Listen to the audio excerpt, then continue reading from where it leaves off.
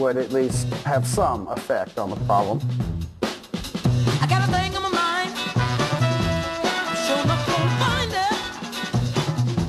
I got a thing on my mind. Sure not gonna find it. Don't let nobody tell me my thing it won't come true. 'Cause I ain't lying down till I get my dues. I got a thing on my mind. I'm sure not gonna find it. I'm Shepard Fairey. I am a graphic designer, street artist. I have a clothing line, a magazine, run a gallery. All those worlds colliding. That's what I try to do. Lord knows that I've tried.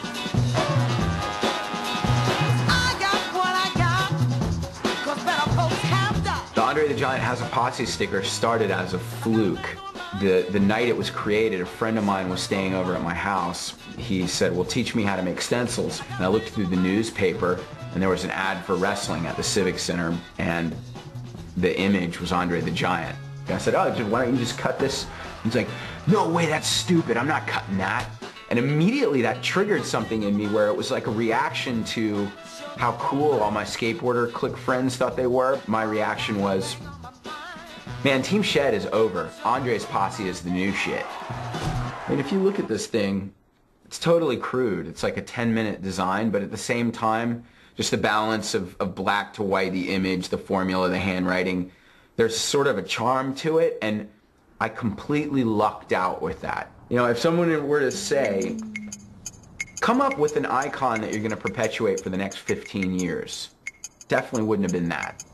But the more I put it out there, the more of a reaction it got. And the whole idea of utilizing this sort of trend psychology of no one wants to be the last one in on something, and something gains real power from perceived power, I definitely was fascinated with that and became addicted quickly to seeing the results. I felt like the face had a lot of resonance already, and that I should continue with the branding of the image and just transition it into something that had more of an Orwellian connotation. So that's when I simplified the face to what I call the icon face.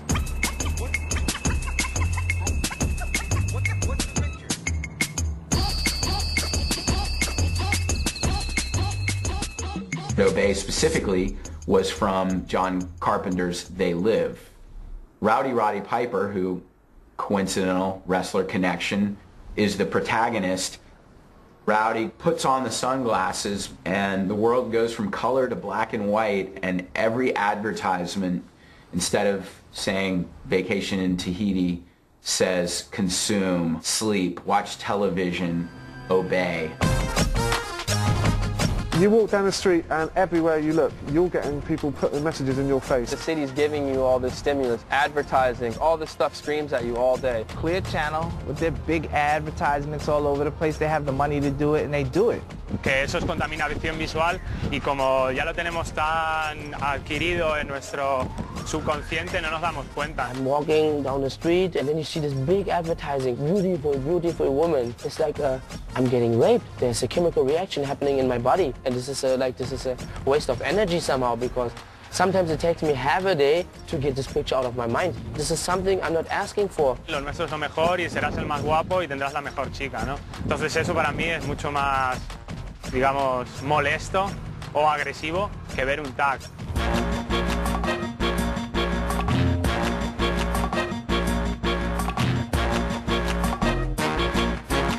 You know, like with television, there was kind of like a deal. It's like, we're going to get television in your house, you can turn it off anytime you want, we'll give you this content, and in exchange you watch some of our advertising. But there was never a deal struck with billboards. They're almost like visual litter, and the public doesn't get anything back from it. You know, so if I give some that are actually entertainment or content oriented, then it makes a better dynamic. The reason I started doing billboards in the first place was because I came to New York, I saw the trains, but I was stuck down in Texas, and we didn't have subway trains in Texas, but what we did have was millions of billboards. About every 2 years, you know, I try to do it legit. I was in Toronto. I tried to do a billboard there that said, support divorce, the great heterosexual institution, kind of dealing with the gay marriage issue. They said, for no amount of money, are you going to be able to put that message on one of our billboards? If you don't fit inside their political agenda, then you're not going to be able to run with their billboards.